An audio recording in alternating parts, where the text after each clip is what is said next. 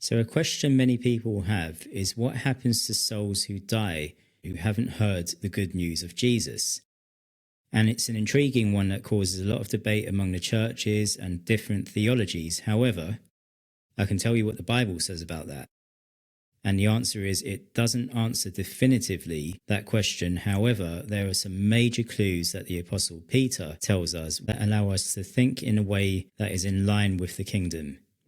Let's read from 1 Peter chapter 3, verse 18. For Christ died for sins once for all, the righteous for the unrighteous, to bring you to God. He was put to death in the body, but made alive by the Spirit.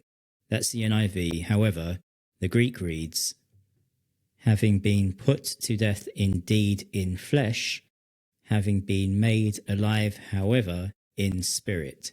Verse 19, through which also he went and preached to the spirits in prison, who disobeyed long ago when God waited patiently in the days of Noah while the ark was being built. And the Greek reads, verse 19, in which also to the in-prison spirits having gone, he preached, having disobeyed at one time, while God was waiting long-suffering in the days of Noah preparing the ark. Now just park that there for a second.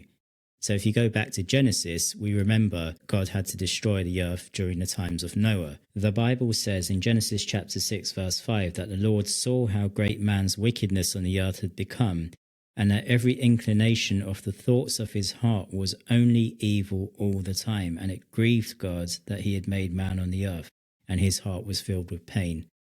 So Apostle Peter is saying that while this was happening, God was waiting patiently for Noah to complete the building of the ark. And those people who were doing evil all the time have obviously ended up in Hades, or it's referred to as a spiritual prison by the Apostle Peter. Reading from 1 Peter chapter 4 verse 5, but they will have to give account to him who is ready to judge the living and the dead.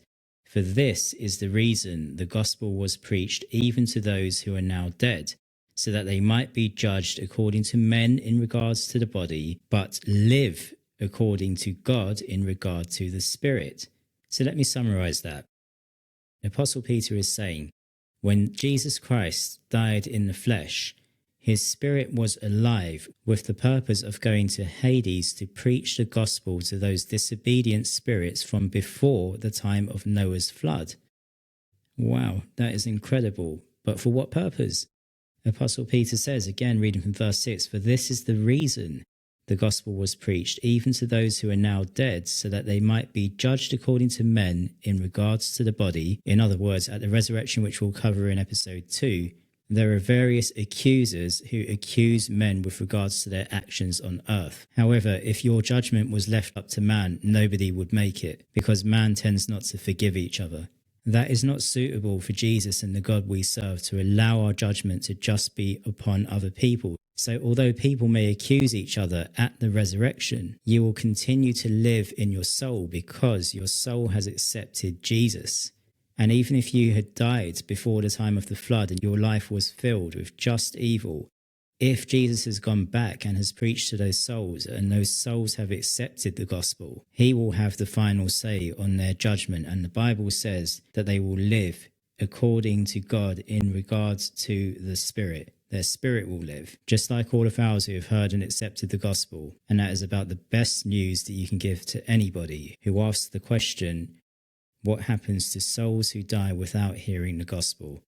Now, we don't know what happens to souls that die without hearing the gospel today after Jesus has come, because the Bible isn't clear on that. However, you can get the idea of the nature of the God we serve, that he loves everybody, even those who were committing so much evil before the times of Noah, that he will go into hell to preach the gospel to those souls so that they may live.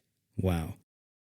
So remember these words from Apostle John, beloved, let us love one another, for love is from God, and whoever loves has been born of God and knows God. God is love. Whoever abides in love abides in God, and God abides in him. So on that note, we're going to close off today. Don't forget to follow, to like, to subscribe, whatever platform you're on. Make sure we don't lose touch. And I'll see you in episode 2. God bless.